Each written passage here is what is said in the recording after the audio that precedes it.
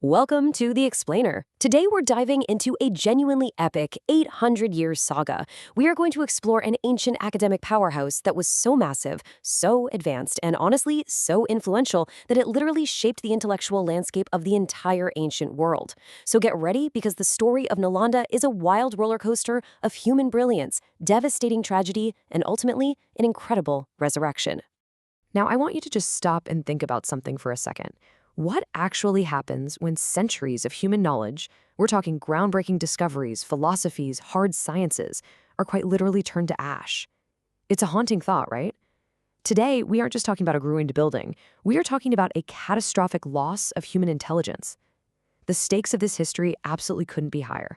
And it all starts in a place and time that completely upends our usual understanding of educational history. All right, let's jump right in with Section 1, the first global university, predating the West by centuries. Okay, so if you look at the timeline here, over on the right, you'll see the heavy hitters of Western education. You've got Bologna University, founded in the 11th century, Oxford in the 12th century, but take a look at the far left. In the 5th century, around 427 CE, under the Gupta Empire, Nalanda was already up and running.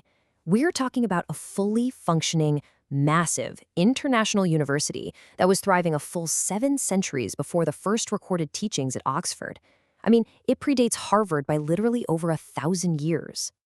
And it wasn't just old, it was absolutely massive. 10,000. That is the staggering size of the student body at Nalanda's peak. And they were guided by a faculty of 2,000 prominent teachers. Just try to imagine the sheer logistics of supporting 12,000 minds dedicated purely to the pursuit of knowledge in the ancient world. And getting in? Oh, admission wasn't a walk in the park. It was highly selective. Elite scholar monks literally guarded the gates, conducting these rigorous oral exams to ensure that only the absolute brightest minds could even step foot inside those courtyards. Moving on to Section 2, Campus Life and Curriculum, a hub for continental thinkers. You have to understand the sheer magnetic pull of this place was unreal.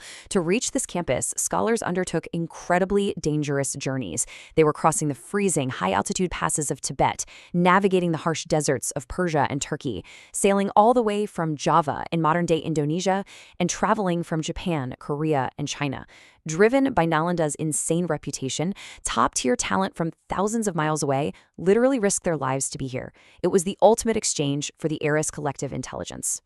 Now, while Nalanda is super famous for its profound Buddhist philosophy, make no mistake, this was a true interdisciplinary university producing hard science graduates. They taught Chikitsa Vidya, which is advanced medicine. They taught highly complex astronomy, logic, linguistics, architecture, and mathematics. In fact, Aryabhata, who was easily one of the greatest ancient mathematicians and astronomers, is closely associated with this institution. This was a place where people came to figure out exactly how the physical world worked.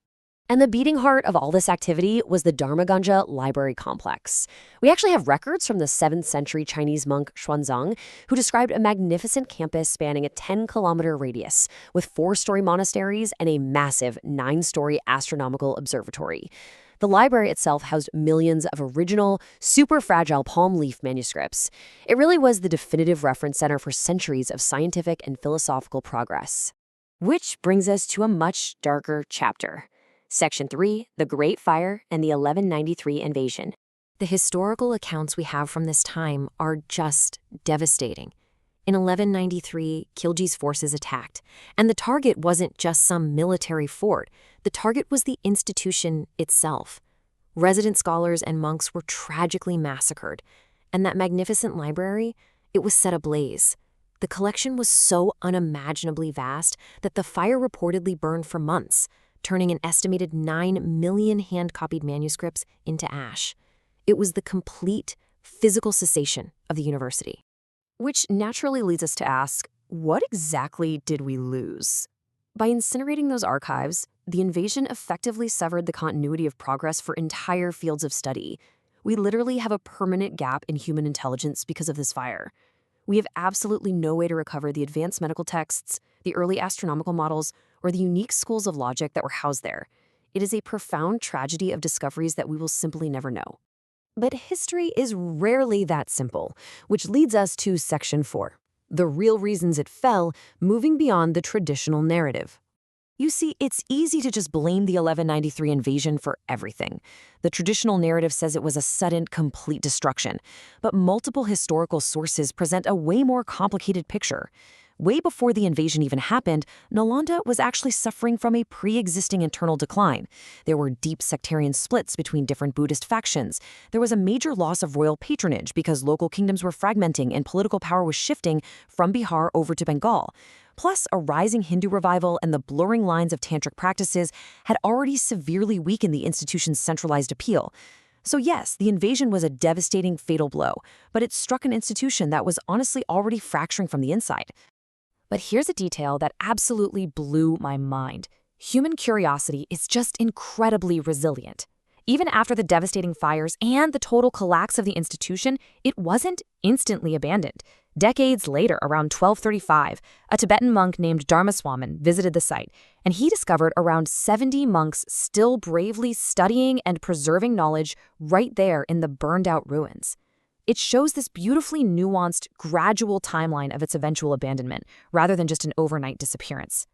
This brings us to the most inspiring part of the story, Section 5, Rising from the Ashes, Nalanda's modern avatar. The turnaround for this modern resurrection was seriously fast. The site was excavated starting back in the 19th century, eventually becoming a UNESCO World Heritage Site. But then, this incredibly bold idea took hold. In 2010, India, backed by 18 nations from the East Asia Summit, formally agreed to rebuild the university. By 2017, heavy construction kicked off in Rajgir, pretty close to the original ruins. And fast forward to June 2024, the brand new, fully functioning university officially opened its doors to the world. And a new campus? It's a perfect blend of ancient philosophy and a future-focused, multipolar world.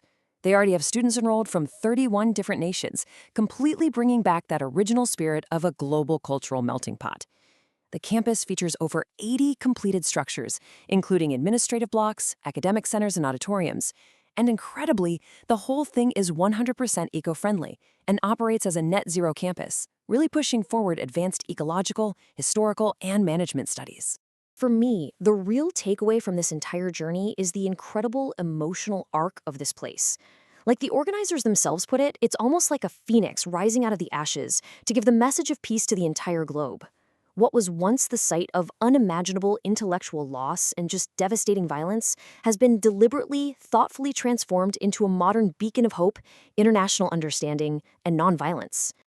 So, as we wrap up, it leaves us with this really thrilling thought. The libraries were burned, the ancient voices were silenced, but the spirit of Nalanda, it survived.